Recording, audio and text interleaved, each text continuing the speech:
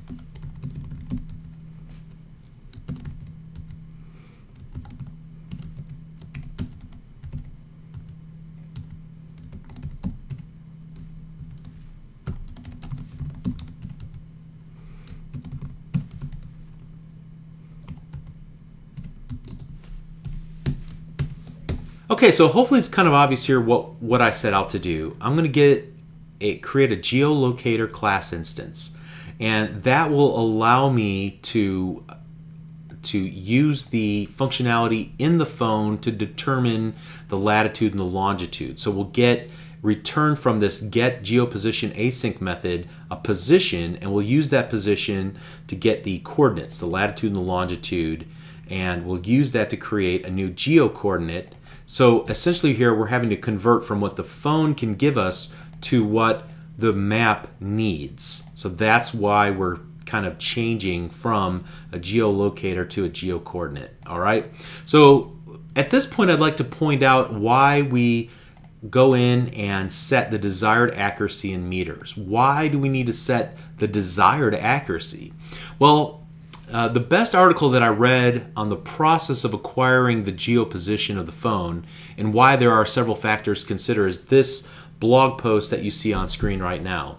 It's a blog post on the Windows Phone Developer blog by Daniel Estrada Alva, who was a software development engineer on the Windows Phone team.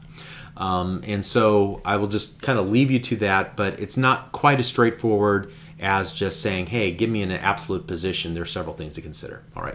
Next up, there's a keyword that you may not be familiar with here in line number 41, the await keyword. And if you'll notice when I typed it, I got some red squiggly lines and I hovered my mouse cursor over it, and I had to add this keyword async at the very top of this method in, let's see, line number 35. just how this works and why it works and what's going on here, I'd like to save that topic for a later lesson. I promise you I will spend an entire lesson just on the await and async and task keywords, okay? So let's just hold on to that. For now, just understand that the purpose of this is to keep our application responsive while potentially long-running tasks are executing. In this case, the phone could take a long time to acquire the current location using its built-in GPS hardware. So while it's acquiring the location, the user's phone and even our app should continue to be responsive to the user's input. Again, more on that a little bit later, okay? So then, again, we're converting from this geolocator, getting the position, and then turning it into a geocoordinate that can work with our map.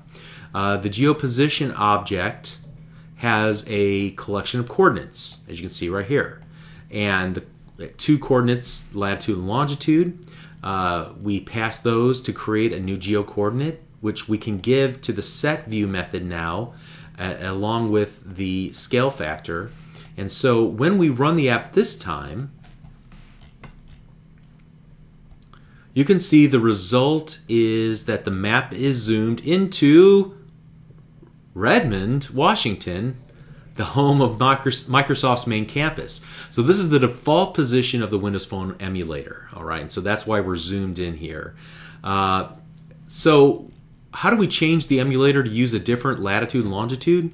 Well, if you recall, there is some functionality in the additional tools, and we can select the location tab, and I'm going to type in the John Hancock Chicago and then do a search, and it brings me to that position in Chicago right at the John Hancock Center. And so what I want to do is use my primary mouse button and add a pin right on top of the John Hancock Center. And you can see that it now gives us that latitude longitude of 41.8988 and minus 87.6231. Okay, great. And so by adding a pin, I've set the current location to the correct latitude and longitude for the John Hancock Center. However, sometimes it takes a while for the phone's GPS to catch up and refresh.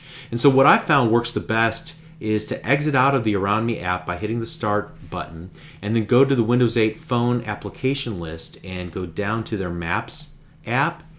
And I'll go ahead and say allow the Maps app to use the current location, and you'll see we start out in Redmond, but then we quickly jump way over to Chicago. Perfect. All right, and so now once it's done loading,